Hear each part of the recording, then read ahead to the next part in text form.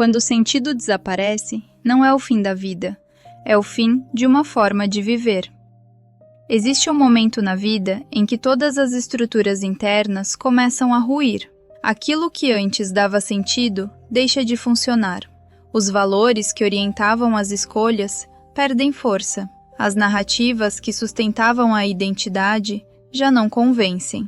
Esse estado costuma ser chamado de depressão existencial, mas em sua essência, ele não nasce como doença, ele nasce como colapso. É a antiga identidade chegando ao limite de sua capacidade de sustentar a vida. A noite escura da alma começa quando o ego já não consegue manter a coerência interna, mas o self ainda não se revelou como novo centro.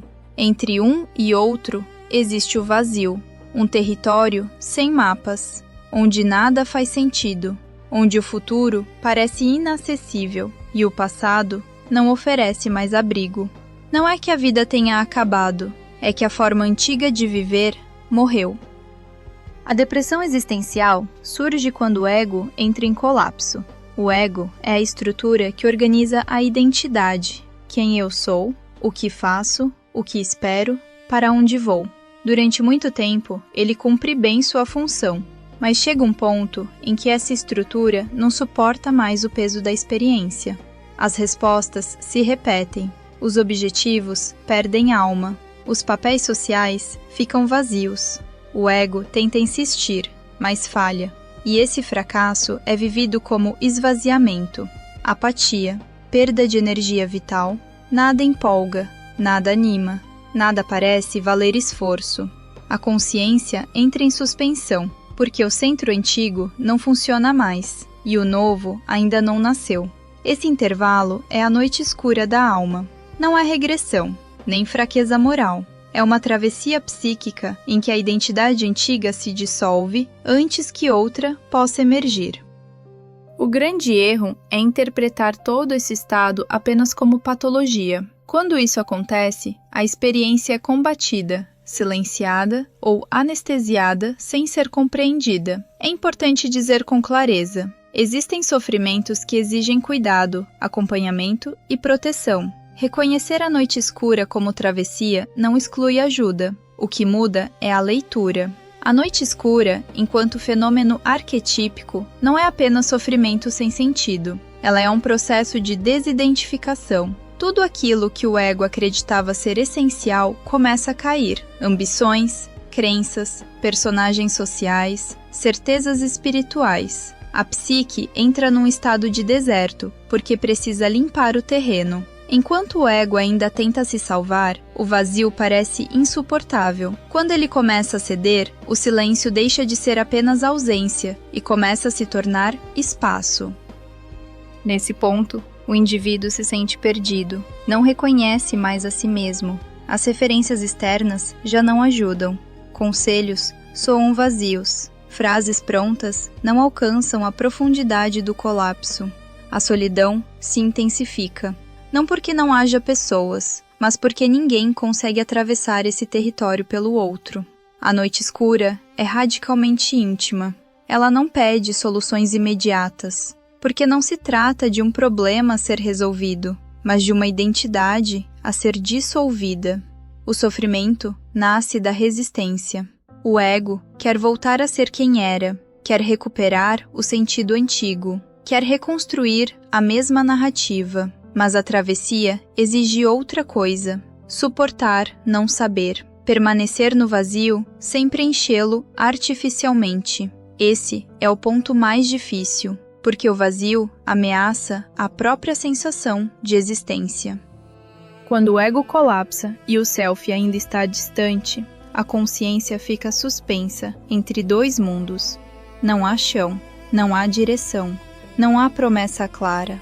Esse intervalo é vivido como estagnação, como se a vida estivesse parada, mas, em profundidade, há um trabalho invisível acontecendo. A psique reorganiza seus símbolos, desmonta velhas imagens, dissolve identificações rígidas. É um processo alquímico, silencioso. Por fora, parece apatia, Por dentro, ocorre uma transformação lenta e inevitável. O perigo está em tentar escapar desse processo antes da hora. Preencher o vazio com distrações constantes, hiperatividade, espiritualizações apressadas ou novos personagens pode interromper a travessia. O resultado é um retorno prematuro ao ego antigo, agora mais frágil e ressentido. A noite escura exige tempo, ela não responde à pressa. O vazio, quando suportado, começa a falar, mas ele não fala com palavras claras. Ele se expressa por sensações, sonhos, imagens fragmentadas, intuições silenciosas.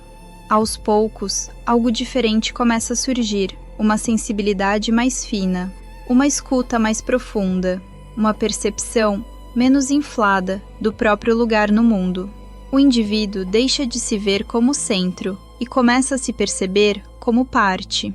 Essa mudança é sutil, mas decisiva.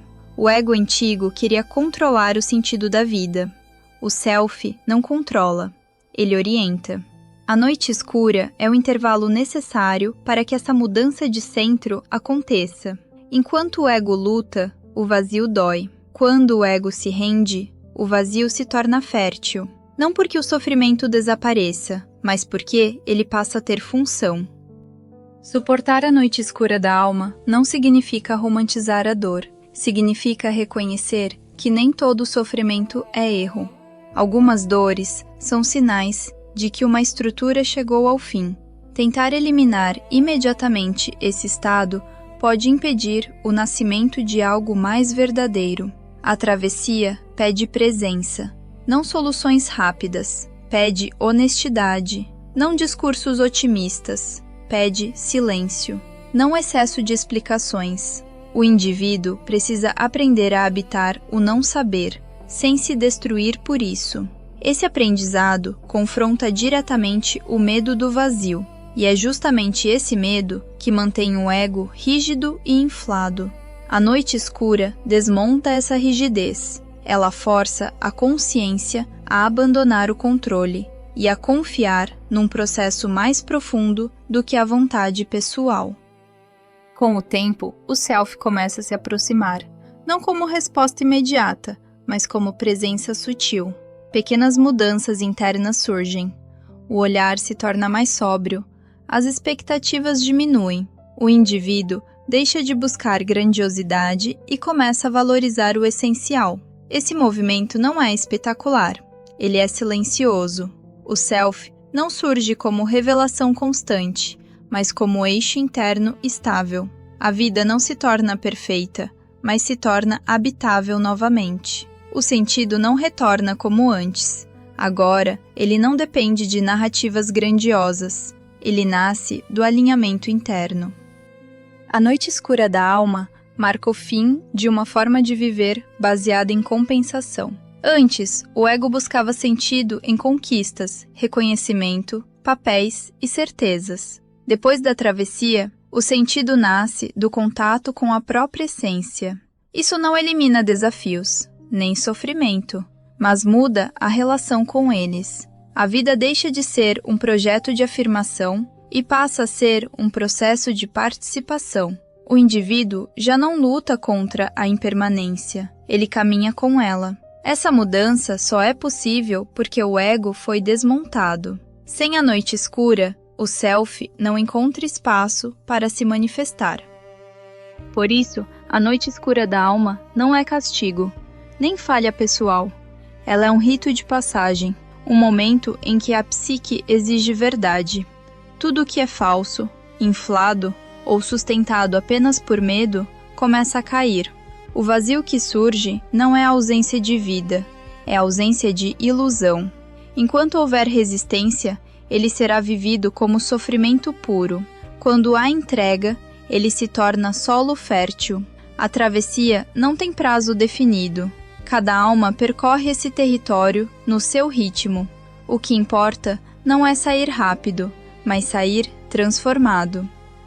Ao final da noite escura, algo essencial é recuperado: a capacidade de estar presente sem precisar se definir o tempo todo. O indivíduo já não pergunta obsessivamente quem é ou para onde vai. Ele habita o momento com mais inteireza. A vida volta a ter cor, não a cor da euforia, mas a da sobriedade, da profundidade, da aceitação. A noite escura não apaga a luz, ela ensina a enxergá-la de outra forma.